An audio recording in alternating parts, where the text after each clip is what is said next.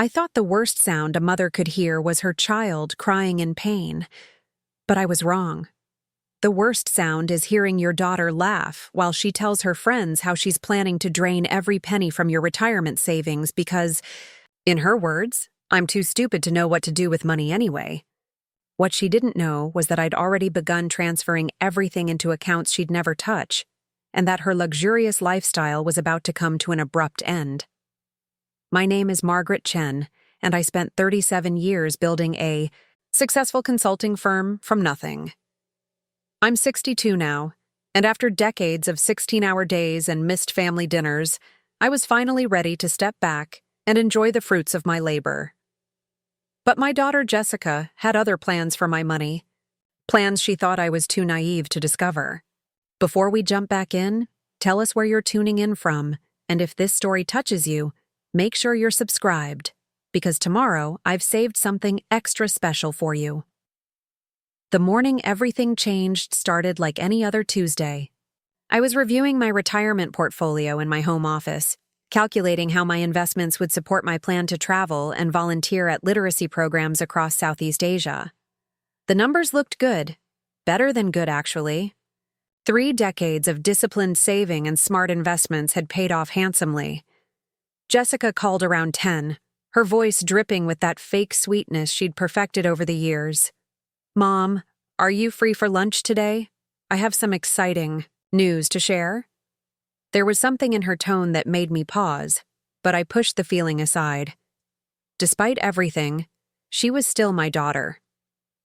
We met at her favorite upscale restaurant downtown, the kind where they serve portions the size of quarters and charge prices that could feed a family for a week. Jessica arrived 20 minutes late, as usual, wearing designer sunglasses that probably cost more than most people's monthly rent. She air-kissed me and slid into her seat, immediately flagging down the waiter for champagne. The most expensive one, naturally. As I watched her order without even glancing at the price, I remembered the little girl who used to count pennies in her piggy bank, dreaming of buying her first bicycle. "So what's this exciting news?" I asked, folding my napkin across my lap. Jessica's eyes lit up in a way that had nothing to do with maternal affection. "Marcus and I are expanding the business. We're opening 3 new wellness centers across the state." She paused dramatically, swirling her champagne. "We just need a small investment to get things rolling." My heart sank. "Here we go again." "How much, Jessica?" She waved her hand dismissively, as if the amount was insignificant. "Just around 400,000. With your retirement coming up, I figured you'd want to invest in something meaningful. Something that keeps generating returns." I took a slow sip of water, studying my daughter's face. At 35, Jessica had inherited my sharp features but none of my work ethic. Her wellness centers were vanity projects, Instagram-worthy spaces that hemorrhaged money faster than they could attract clients paying for overpriced meditation sessions. "I'll need to see a business plan," I said calmly. "Financial projections, market analysis, the usual." Jessica's perfect smile faltered for just a moment. "Come on, Mom. I'm your daughter, not some random startup asking for venture capital. Besides, what else are you going to do with all that money? Travel? Volunteer?" She laughed, the sound sharp and dismissive. "You've worked your whole life. Don't you think it's time your money worked for your family?" I set down my water glass carefully. "Jessica, I've spent considerable time planning my retirement. I have specific goals and dreams I want to pursue." "Dreams?" She rolled her eyes, a gesture so dramatic it belonged in a soap opera. "Mom, you're 62. What dreams could you possibly have that matter more than securing your daughter's future?" The words stung more than I let show. I signaled for the check, suddenly exhausted by the familiar dance. "Let me think about it," I said, reaching for my purse. Jessica's hand shot out, grabbing my wrist. Her manicured nails dug in slightly. "You always do this. You always need to think, to plan, to analyze. Maybe that's why Dad left. Too much thinking, not enough feeling." I pulled my hand back slowly. my voice steady despite the fury building in my chest. Your father left because he was having an affair with his 23-year-old assistant, Jessica. But you know that. She shrugged, unrepentant. Whatever helps you sleep at night. I paid the check and left, but not before I heard her on the phone in the parking lot. I couldn't make out all the words, but I caught enough. She's being difficult. The money's just sitting there. Maybe we need a different approach. That evening, I sat in my study surrounded by photo albums, tracing the path of where things had gone wrong. Jessica as a baby, all gummy smiles and reaching hands. Jessica at 5, proudly showing off her first piano recital. Jessica at 16, rolling her eyes when I suggested she get a summer job like her classmates.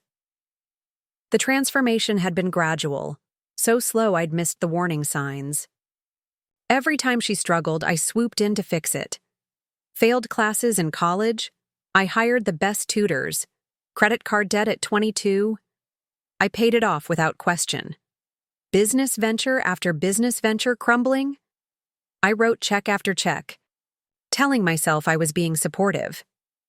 My phone buzzed with a text from Jessica. Sorry about lunch. You know I love you. Can we talk tomorrow? I didn't respond.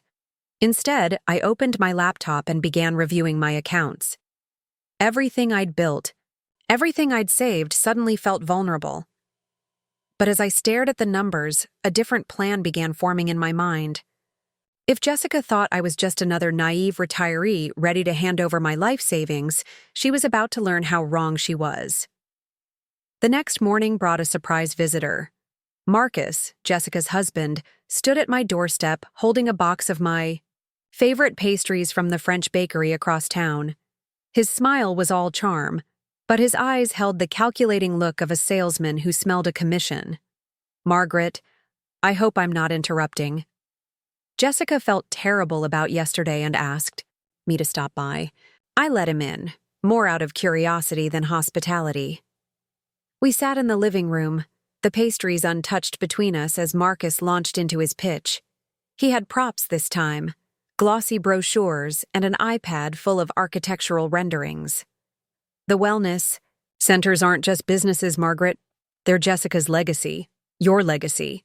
Imagine helping thousands of people find peace and balance while building generational wealth. I nodded along, letting him talk. Marcus had always been a smooth talker. It's how he'd convinced Jessica to marry him despite having no job, no savings, and a gambling habit he thought nobody knew about. The $400,000 is just seed money, he continued. We project returns of 30% within the first year. That's quite optimistic, I observed. The wellness industry average is closer to 8% for established businesses. His smile tightened. Well, we're not average, are we? We have Jessica's vision and my business acumen. I almost laughed at that. Marcus's business acumen had led to 2 bankruptcies before he met Jessica, facts I'd discovered during a background check years ago, but never shared with my daughter. She wouldn't have listened anyway. I'll give it serious consideration, I said, standing to signal the end of our meeting. Marcus didn't budge. Margaret, I'll be honest. Jessica's worried about you. All this talk of traveling alone, starting new projects at your age, it's concerning. Wouldn't it be better to invest in family? To know your money is safe with people who love you? People who love me? I repeated slowly. Tell me, Marcus. How much do you love me? $400,000 worth? His facade cracked slightly. That's not fair. We're trying to build something here. No, I said, walking to the door and opening it. You're trying to take something. There's a difference. After he left, I made 2 phone calls. The first was to my financial advisor, instructing him to begin restructuring my accounts. The second was to a private investigator I'd used for corporate matters. If Jessica and Marcus wanted to play games, I needed to know exactly what game they were playing. 3 days later, the investigator's report arrived. The wellness centers Jessica had been running were in worse shape than I'd imagined. Not just Struggling, but drowning in debt. Vendors unpaid, rent 3 months behind, staff working without paychecks. The glossy Instagram posts hid a crumbling empire built on borrowed money and false promises. Preparing and narrating this story took us a lot of time, so if you are enjoying it, subscribe to our channel. It means a lot to us. Now back to the story. But that wasn't the worst part. The investigator had found records of Jessica and Marcus meeting with a lawyer who specialized in elder law and conservatorships. The papers were still in draft form, but the intent was clear. They were preparing to argue that I was becoming mentally incompetent, unable to manage my own finances. I sat in my kitchen, staring at the documents, feeling something inside me shatter. This wasn't just about money anymore. This was about my own daughter trying to steal my independence, my agency, my life's work. My phone rang. Jessica again. "Mom, we need to talk. It's urgent." I agreed to meet her, but this time I chose the location. A quiet coffee shop near my lawyer's office, where I'd just spent 2 hours updating my will and establishing new trusts that would protect my assets from anyone who might try to claim them through coercion or legal manipulation. Jessica arrived looking haggard, stress etched into features that had once been soft with youth. She didn't bother with pleasantries. "Mom, I'm in trouble. The business. It's failing. I need that investment or I'll lose everything." For a moment, I saw my little girl again, scared and turning to the one person who had always made things better. But then I remembered the conservatorship papers, and my heart hardened. "How much do you really owe, Jessica?" She looked away. "Maybe 700,000. 8 at most." I nearly choked on my coffee. "And you thought I'd give you 400,000 to throw into that sinking ship?" "It's not sinking." She slammed her hand on the table, causing other patrons to stare. "It just needs capital. You have millions just sitting there while your daughter's life falls apart." "What kind of mother does that?" "The kind who knows the difference between helping and enabling," I replied quietly. Her face contorted with rage. "You've always been like this. Cold, calculating, caring more about numbers than people." Dad was right to leave. I stood up, gathering my things with steady hands, despite the trembling in my chest. "Your father left because he couldn't handle being married to someone more successful than him. But that's ancient history. What matters now is that I know about the lawyer Jessica. I know about the conservatorship papers." The color drained from her face. "I don't know what you're talking about." I smiled sadly. "You were never a good liar, sweetheart. Even as a child, your left eye would twitch when you fibbed. It's twitching now." She attempted recovery, switching tactics with the speed of a seasoned manipulator. "Mom, you don't understand. We were worried about you. All this talk of traveling alone, giving money to strangers through these volunteer programs. We just wanted to protect you." "From what?" "From living my life. From using my money as I see fit. From making mistakes. From being taken advantage of." I laughed then, a harsh sound that surprised us both. The only people trying to take advantage of me are sitting at this table. I left her there, staring after me with a mixture of shock and calculation that told me this was far from over. As I walked to my car, I felt the weight of what was coming. Jessica wouldn't give up easily. She'd inherited my determination, even if she'd never inherited my ethics. That night, I began implementing the next phase of my plan. I contacted my bank and added additional security measures to all my accounts. I met with my lawyer to expedite the trust arrangements. And I started documenting everything, every conversation, every threat, every manipulation. 2 weeks passed in relative quiet. I knew Jessica was regrouping, probably consulting with Marcus and their lawyer about their next move. I used the time to continue my preparations, transferring assets, closing joint accounts I'd foolishly opened years ago, and changing beneficiaries on insurance policies. Then came the family dinner invitation. My sister Helen called, her voice carefully neutral. Maggie, I'm having everyone over Sunday. Just a casual get-together. You'll come, won't you? I knew immediately that Jessica had gotten to her. Helen never called me Maggie unless she was nervous about something, but I agreed to attend.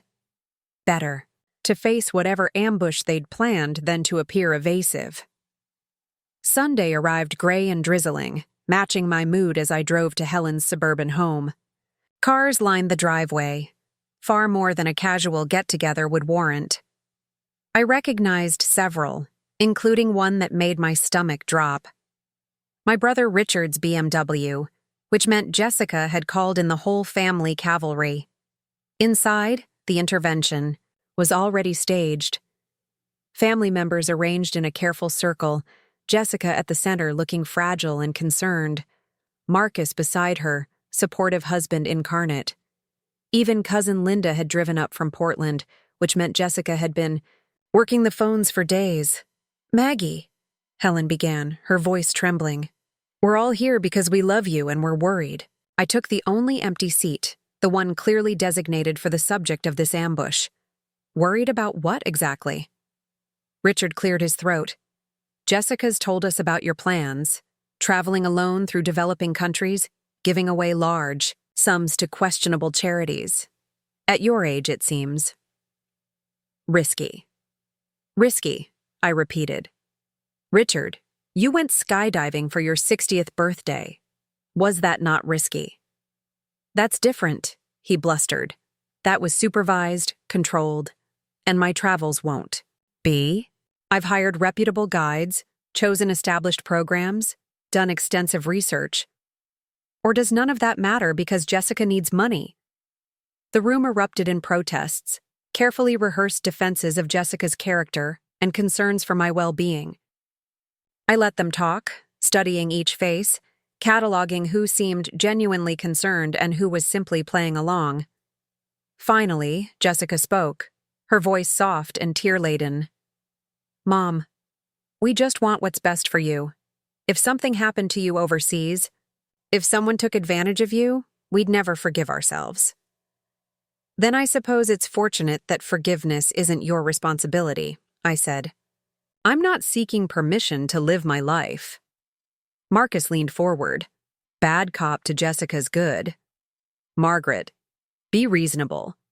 You're talking about dispersing wealth that took decades to accumulate to strangers in foreign countries while your own family struggles. My family, I said slowly, seems to be struggling with the concept that my money belongs to me. The discussion continued for another hour, growing increasingly heated as their careful script fell apart. Accusations flew about selfishness, about abandonment, about failing my duties as a mother. Through it all, I remained calm, which seemed to infuriate them more. Finally, Jessica played what she clearly thought was her trump card. If you go through with this, Mom, if you choose strangers over your own daughter, then maybe you're not the mother I thought you were. Maybe you're not the grandmother my future children deserve to know. The threat hung in the air like a toxic cloud. I stood slowly, gathering my purse and jacket. You're right, Jessica. I'm not the mother you thought I was. I'm not an ATM with maternal instincts. I'm not a safety net for your failed businesses. I'm a woman who worked hard for everything she has and refuses to watch it disappear into the black hole of your entitlement. I looked around the room at faces twisted with shock and disapproval. Family, I said quietly. You use that word like it's a key that unlocks my bank account, like shared DNA entitles you to shared assets. But family, real family, doesn't ambush each other, doesn't threaten each other, doesn't try to steal each other's autonomy under the guise of concern. As I reached the door, Helen called out, Maggie, please, don't leave like this. I turned back one last time. I'm not leaving, Helen. I'm escaping. There's a difference. The drive home felt both endless and too short. By the time I pulled into my garage, my hands were shaking and my face was wet with tears I hadn't realized I'd shed. But beneath the pain, beneath the grief of losing the family I'd thought I had, there was something else. relief, and a growing determination to see this through to the end. That night, I sat at my computer and began composing emails. Not to family, but to the organizations I'd researched, the literacy programs in Cambodia and Vietnam, the women's education, initiatives in rural India.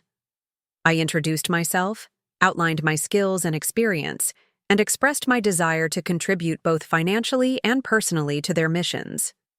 As I hit send on each message, I felt pieces of a new life clicking into place. Jessica thought she could guilt me into submission, thought she could use family as a weapon to claim what she'd never earned. She was about to learn that sometimes the best response to manipulation isn't defense, but transformation.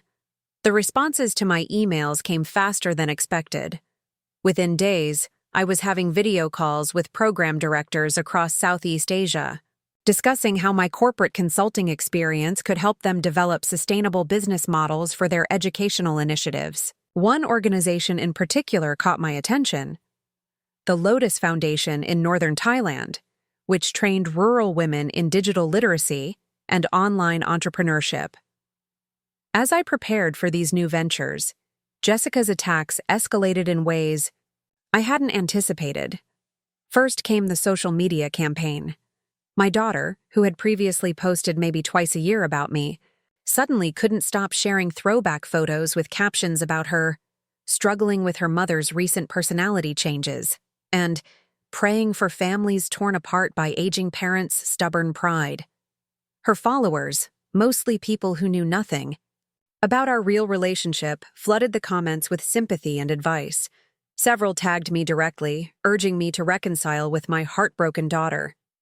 I blocked them all and made my accounts private, but the damage to my reputation in certain circles was already spreading. Then came the wellness center stunt. I arrived at my regular yoga class to find Jessica there, mat positioned right next to my usual spot. She wore designer workout clothes that probably cost more than the instructor made in a week, her face arranged in an expression of tragic determination. "Mom," she said loudly enough for everyone to hear, "I know you're angry, but I'm not giving up on us.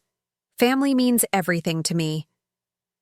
The other students watched our interaction with the hungry eyes of people starved for drama. I simply moved to the opposite side of the room and continued my practice, ignoring Jessica's theatrical sighs and occasional sniffles throughout the class. Afterwards, the instructor pulled me aside. "Margaret, I don't know what's happening between you two, but she called earlier and prepaid for your next 20 classes, said she wanted to support your wellness journey." I smiled tightly. Please refund her money and apply my own credit card to future sessions. And if she happens to ask, my schedule has become quite unpredictable. These public displays were annoying, but manageable. What worried me more were the subtler invasions. Twice I caught Marcus driving slowly past my house at odd hours. My gardener mentioned that a nice young couple had been asking questions about my routine, claiming to be planning a surprise birthday party. Even the mailman commented that someone had been checking my mailbox, though nothing seemed to be missing. I installed security cameras and changed my locks, measures that felt extreme, but necessary. Every precaution I took validated my decision to protect my assets, yet each one also deepened the chasm between the mother I'd tried to be and the woman I needed to become. The breaking point came through Helen, my sister who had always been Jessica's enabler. She called on a Thursday evening, her voice strained with false casualness. "Maggie, I hate to ask, but could you help me with something? My laptop died and I need to check an important email. Could I swing by and use your computer for just a minute?" The request was so transparent I almost laughed. Helen, who lived 3 blocks from a library and owned at least 2 tablets, suddenly needed my specific computer for email access. "Can't you use your phone?"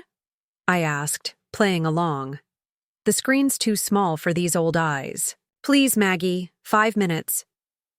Against my better judgment, I agreed. Maybe I was curious to see how far Jessica would push this charade. Helen arrived within 10 minutes, breathless and over-explained about traffic that didn't exist. I led her to my home office, watching as her eyes darted around, memorizing details. "I'll make us some tea," I said, leaving her alone with my password-protected computer.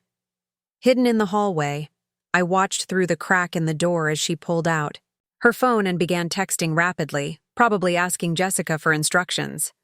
When I returned with the tea, Helen was fumbling with the mouse, pretending to struggle with basic computer skills I knew she possessed. Her email emergency turned out to be checking a chain message about vitamin supplements, which she read with exaggerated interest. As she prepared to leave, Helen paused at the door. "Maggie, I know things are difficult right now, but Jessica's desperate. The stress is affecting her health. She's been having panic attacks. Marcus is talking about divorce, if they can't resolve the debt. Couldn't you at least consider a loan? Something small to help them stabilize?" I studied my sister's face, searching for the girl who used to defend me against playground bullies, who'd held my hand through my divorce, who'd been my anchor through so many storms. That Helen was gone, replaced by Jessica's proxy. "A loan implies repayment," I said quietly. "We both know that's not what Jessica wants." Helen's mask slipped for a moment, revealing frustration and something else, perhaps shame. "You've changed, Maggie. You've become hard." "No," I corrected her. "I've become aware. There's a difference." That night, I discovered what Helen had really been after. My financial advisor called, concerned about an unusual inquiry. Someone claiming to be me had called his office, asking about liquidating certain investments. They'd had enough information to be concerning: account numbers, balances, even some transaction history. Only the security questions had tripped them up. I knew immediately what had happened. Years ago, I'd kept some financial documents in my home office.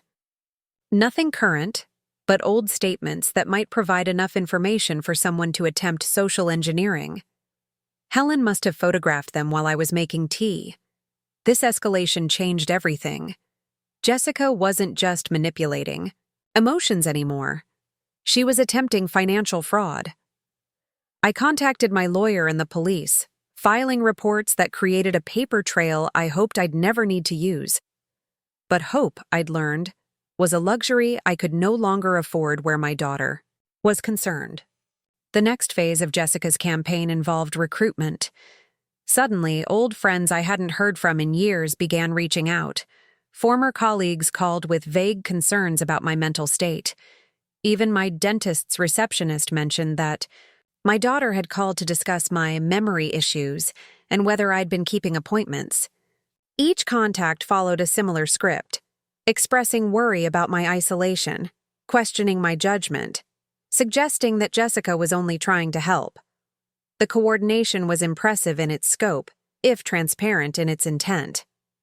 I responded to each with the same calm message. I was fine. My plans were proceeding excellently, and I appreciated their concern, but required no assistance. Most backed off immediately, clearly uncomfortable with their assigned roles in Jessica's drama. But Marcus wouldn't give up so easily. He appeared at my doorstep on a Sunday morning, disheveled and reeking of alcohol. His usual polished facade had cracked, revealing something desperate and mean underneath. "You're destroying her," he slurred, swaying slightly. "Jessica cries every night. She can't eat, can't sleep. All because you're too selfish to help your own daughter." I didn't open the storm door between us. "Marcus, you're drunk. Please leave before I call the police." His face contorted with rage. "You think you're so smart, keeping everything locked away. But I know about the safety deposit box at First National. I know about the offshore accounts. Jessica deserves that money. I deserve that money after putting up with your Ice Queen act all these years." The admission was stunning in its boldness. I pulled out my phone and began recording. "Tell me more about what you think you deserve, Marcus." But even drunk, he retained enough cunning to recognize the trap.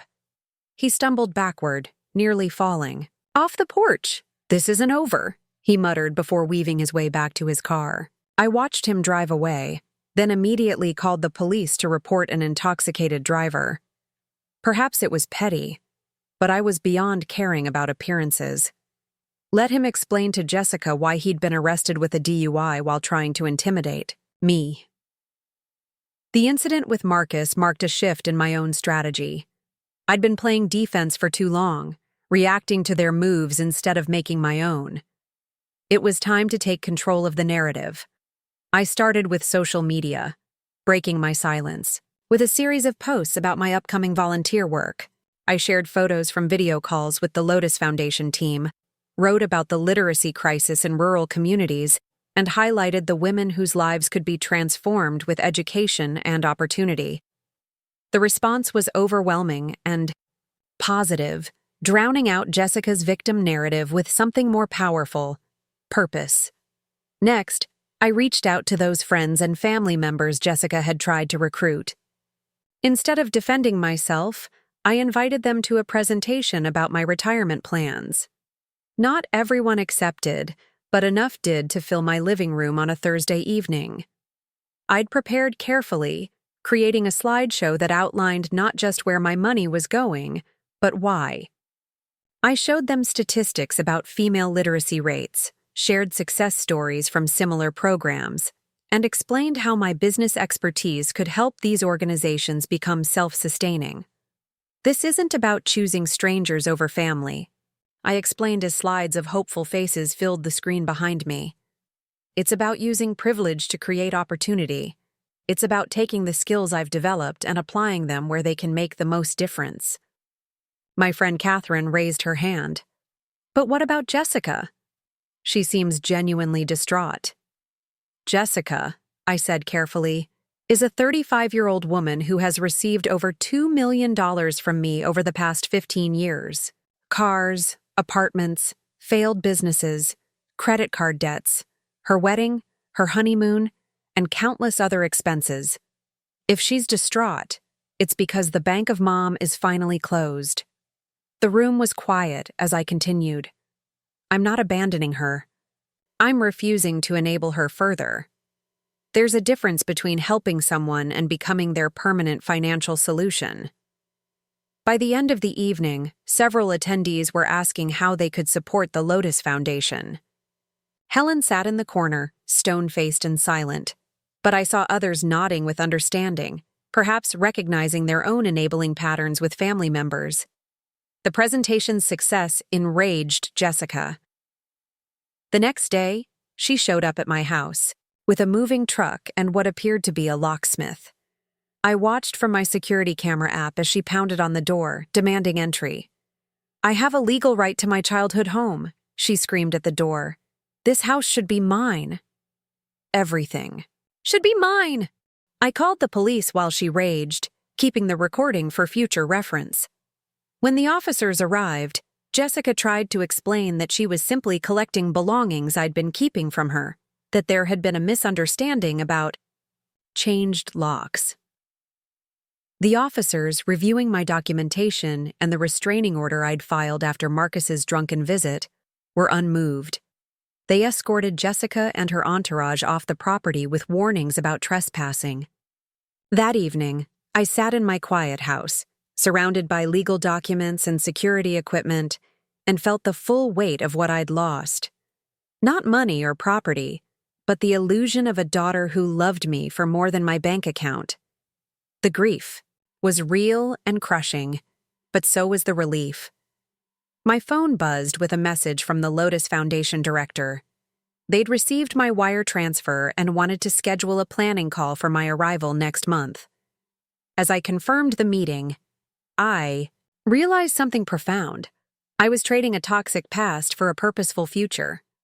The price was high, but the alternative, continuing to feed Jessica's bottomless need, would have cost me everything. 2 weeks before my scheduled departure, Jessica made one last desperate play. I received a call from a hospital emergency room. "Your daughter's been admitted," the nurse explained. "She's asking for you." I arrived to find Jessica in a bed, pale but alert, with Marcus hovering nearby. The doctor explained she'd collapsed at home, possibly from stress and exhaustion. Tests were still being run. "Mom," Jessica whispered, reaching for my hand. "I'm so sorry. For everything. Almost losing everything. Almost losing you. It's made me realize what really matters." For a moment, my resolve wavered. She looked so young, so vulnerable. Like the daughter I'd once rushed to emergency rooms with broken bones from bike accidents and fevers that spiked in the night. But then I noticed the phone in Marcus's hand, camera app open, ready to record whatever emotional reconciliation they'd staged. I saw the calculation in Jessica's eyes, the practiced tremor in her voice. "I hope you feel better soon," I said, stepping back from her reach. "The attending physician has my contact information if there's a medical emergency." "Mom, please," she called as I walked toward the door.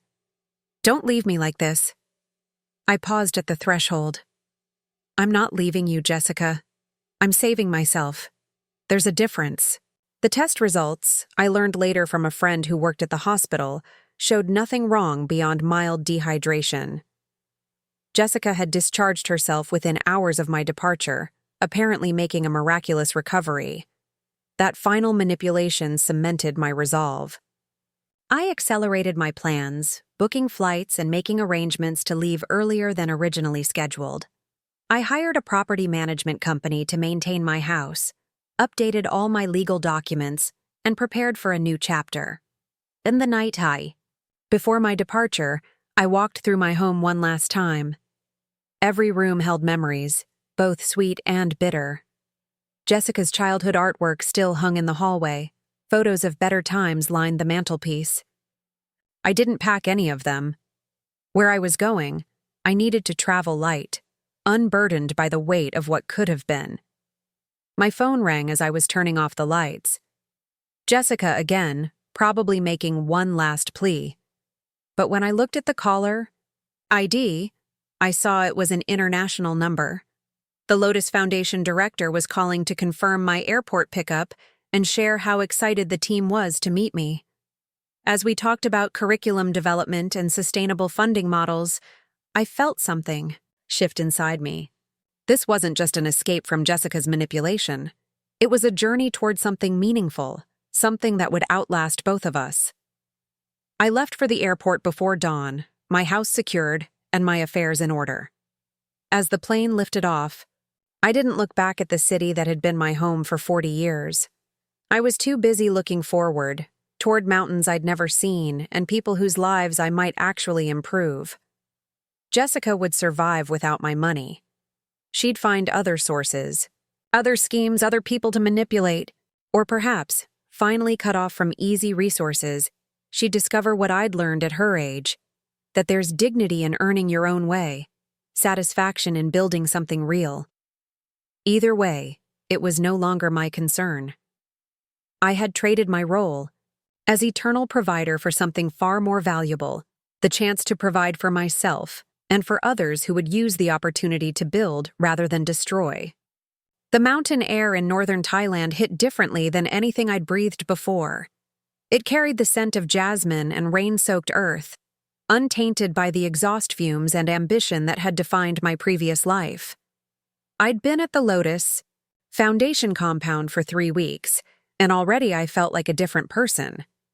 Not younger exactly, but renewed, like I'd shed a skin that had grown too tight. My days began at sunrise with meditation led by Kun Mali, the foundation's director. She was 68, 5 years older than me, but moved with the fluid grace of someone who'd never forgotten how to play. After meditation came breakfast with the teaching staff, followed by strategy sessions where my decades of business experience finally served a purpose beyond profit margins. The women in our program came from villages scattered across the northern provinces.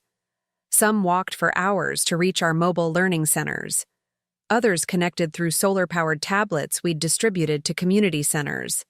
They ranged from teenagers to grandmothers, united by a hunger for knowledge that humbled me daily. I was teaching a session on basic spreadsheet skills when Siriwan, one of our most dedicated students, asked a question that stopped me cold. Teacher Margaret, she said in careful English. Why you choose us? Why not stay with family? I paused, considering how to answer. The truth was complicated and culturally sensitive. In Thai society, abandoning family was almost unthinkable. But Siriwan waited patiently, her dark eyes reflecting a wisdom earned through her own struggles. Sometimes, I said slowly, family is not about blood. Sometimes it's about who helps you grow versus who tries to keep you small. She nodded thoughtfully, then shared her own story. Her husband had forbidden her education, saying it would make her forget her place. She studied in secret, walking to our center before dawn while he slept. Her dream was to start an online craft business, selling the intricate textiles her village was known for directly to international customers, cutting out the middlemen who paid them pennies on the dollar. This was why I'd come. Not to escape Jessica, though that had been the catalyst, but to find these moments of genuine connection and possibility. Every woman who learned to build a website, negotiate a contract, or manage inventory was proof that investment in people could yield returns no stock portfolio could match. 6 weeks into my stay, I received an unexpected email from my lawyer back home. Jessica had filed a lawsuit challenging my mental competency, seeking to have herself appointed as my financial conservator. The filing included affidavits from Helen and Marcus, photos from my social media showing me in what they called primitive conditions, and a psychological evaluation from a doctor I'd never met. I sat in the foundation's small office, reading through the documents on my laptop, while rain hammered the tin roof. The lawsuit painted a picture of an elderly woman who'd abandoned her family duties, given away her fortune to suspicious foreign charities, and was living in dangerous conditions without proper medical care. The irony wasn't lost on me. Here, I was, more mentally acute than I'd been in years, helping build sustainable businesses, teaching skills that would ripple through generations. Meanwhile, Jessica was still trapped in the same cycle of want and manipulation, unable to see beyond. Her next scheme. I called my lawyer, the connection crackling with distance. The case was weak, he assured me. My documented history of Jessica's financial exploitation, the police reports, the recorded threats, all of it painted a clear picture of who was really trying to take advantage of whom. Still, I'd need to return to defend myself or risk a default judgment. I booked a flight for the following month, timing it to coincide with our first cohort's graduation ceremony. I wasn't about to let Jessica's tantrum derail the commitments I'd made to women who actually appreciated my investment. The ceremony was held in the community center of Ban Mai Sat, the largest village we served. Women who'd started the program, barely able to turn on a computer, presented business plans for ventures ranging from organic honey production to virtual assistant services. Siriwan's textile business was already generating orders through the website she'd built, with her first international shipment scheduled for the following week. As I presented certificates, each graduate thanked me in their own way. Some pressed small gifts into my hands: woven scarves, hand-carved boxes, packets of seeds from their gardens. Others simply bowed deeply, their eyes bright with possibilities that hadn't existed months before. Kun Mali found me afterwards, sitting alone on the wooden steps overlooking the valley. "You are thinking of your daughter," she said. It wasn't a question. "I'm thinking of choices," I replied. "The ones we make and the ones made for us." She settled beside me with the careful movements of someone whose joints had their own opinions. "I have a daughter too," she said. "She lives in Bangkok, works for an American bank. Very successful. She sends money every month, calls every Sunday. But she has never once asked about my work here. To her, I am just an old woman playing teacher in the mountains. Yet you stay, because this is my dharma, my purpose." She gestured toward the celebration, continuing behind us. "Your daughter seeks to own you. These women seek to own themselves. Which investment yields better returns? I flew back to face the lawsuit with a clarity I hadn't possessed before. The courtroom felt foreign after months of open-air classrooms and mountain breezes. Jessica sat at the plaintiff's table, designer suit immaculate, surrounded by lawyers, who charged more per hour than most of my students saw in a month. She'd lost weight, her face drawn into sharp angles that aged her beyond her years. When our eyes met across the courtroom, I saw none of the warmth that should exist between mother and daughter, only calculation and barely contained fury. The hearing was a masterclass in manipulation. Jessica's lawyers presented their case with theatrical flair, painting me as a victim of elder abuse by foreign scammers. They showed photos of the foundation's simple accommodations, implying I was living in squalor. They presented my financial transfers as evidence of exploitation, conveniently ignoring that I controlled every transaction. Jessica took the stand, tears flowing on cue as she described her terror at losing her mother to what she called a dangerous cult. She spoke of sleepless nights worrying about my safety, the devastating impact on family unity, her desperate attempts to protect me from my own failing judgment. When my turn came to present evidence, I did so methodically.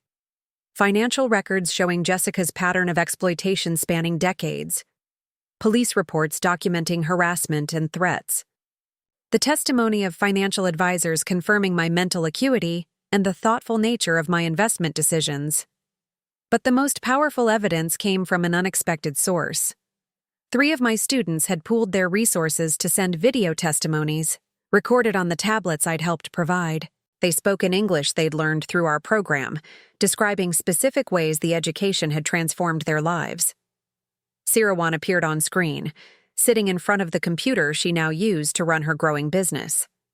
Teacher Margaret, "Not give money for nothing," she said clearly. "She invest in our future.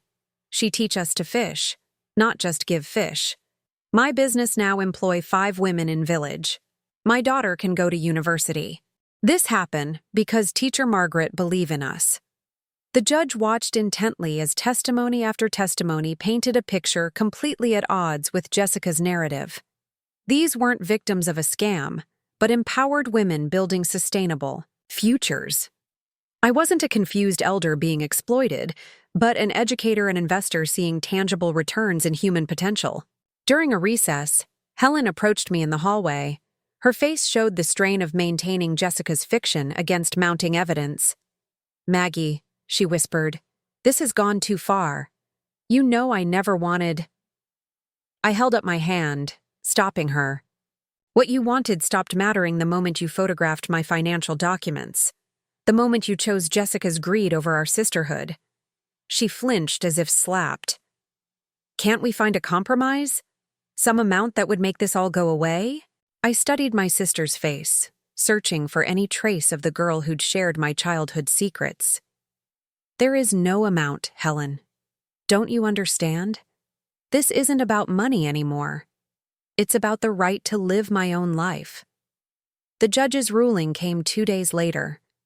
Not only was the conservatorship petition denied, but the court issued a restraining order preventing Jessica from any further harassment regarding my financial decisions.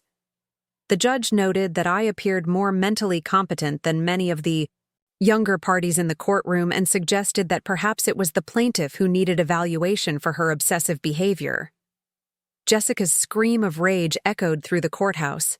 She lunged toward me, held back only by Marcus and her lawyers. "You've ruined everything," she shrieked. "I'm going to lose the house, the cars, everything because of your selfishness." "No," I said quietly, though my voice carried in the sudden silence that followed her outburst. "You're going to lose those things because you never really owned them. They were built on borrowed money and stolen dreams. I just stopped being your lender of last resort." Outside the courthouse, my lawyer shook my hand warmly. "Complete victory," he said. "She can't touch your assets now. You're free to continue your work without interference." Freedom. Such a simple word for such a complex feeling. I stood on the courthouse steps, watching Jessica and Marcus argue by their car, and felt nothing but compassion. not for who they were, but for who they might have been if they'd learned to build rather than take. I returned to Thailand the following week, arriving just in time for the launch of our second program site. The new location would serve 3 additional villages, reaching women who'd been traveling the furthest to attend classes. As I toured the facility, checking the solar panels and internet connectivity, my phone buzzed with a message. It was from Catherine, the friend who'd attended my presentation months earlier. She'd been following the Foundation's work online and wanted to know if we could use a volunteer with her teaching background. Others from that evening had similar questions. Could they contribute? Could they visit? Could this model be replicated in other regions? That night, I sat with Kun Mali and the teaching staff, planning expansion possibilities. With additional volunteers and funding from my former professional network, we could triple our reach within a year. The women we'd already trained could become teachers themselves, creating a sustainable cycle of education and empowerment. Months passed in a blur of productive days and peaceful nights. The lawsuit became a distant memory, occasionally reinforced by emails from my lawyer about Jessica's failed appeals. She'd declared bankruptcy, unable to maintain the lifestyle she'd built on my subsidies. Marcus had filed for divorce. Helen sent a single message asking for forgiveness, which I read but didn't answer. Forgiveness would come in time, but reconciliation required changes I doubted she could make. On my 64th birthday, I woke to find my small room decorated with flowers and handmade cards. The students had organized a surprise celebration, complete with traditional dances and a cake that looked like a laptop computer rendered in frosting.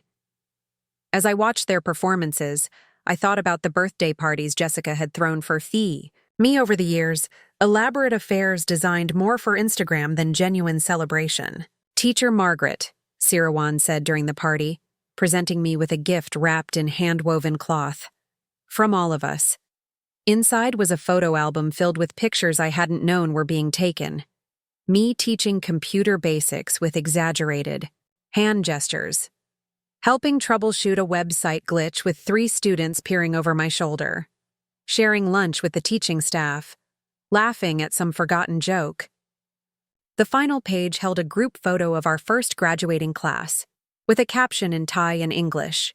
To our teacher, who taught us to stand tall. That album became my most treasured possession, worth more than all the financial statements and property deeds I'd accumulated over decades. It was proof that investment isn't just about money, but about believing in human potential and providing tools for its realization. A year later, I received unexpected news. Jessica had enrolled in community college, studying to become a medical billing specialist. According to my lawyer, who kept tabs on her activities for security reasons, she was living in a small apartment, working part-time at a grocery store, and slowly rebuilding her life without manipulation or schemes. I felt a flutter of something that might have been hope. Perhaps losing everything had given her what my enabling never could, the chance to discover her own capabilities. I didn't reach out, respecting the restraining order and the boundaries necessary for both our healing, but I allowed myself to imagine a future where she might understand why I'd chosen to invest in strangers who'd proven themselves over family who'd only taken. The Lotus Foundation continued to grow. We expanded to sites in Laos and Myanmar, adapting our curriculum for different cultures while maintaining the core mission of economic empowerment through education. Former students became teachers, teachers became program directors, and the ripple effects spread far beyond what any traditional investment could have achieved. I divided my time between the various sites, troubleshooting problems, refining curricula, and occasionally teaching specialized workshops on business plan development and financial management. My health remained strong, perhaps strengthened, by purpose and the simple mountain living that Jessica had portrayed as dangerous primitivity. On quiet evenings, I sometimes video-called friends back home, sharing stories of my students' successes and the challenges we faced. Several had followed, threw on their volunteer intentions, spending weeks or months contributing their own expertise. My former life and current one began to merge in unexpected ways, creating a network of support that transcended geographic and cultural boundaries. 3 years after that first flight to Thailand, I sat in a newly constructed computer lab funded by a grant I'd helped write.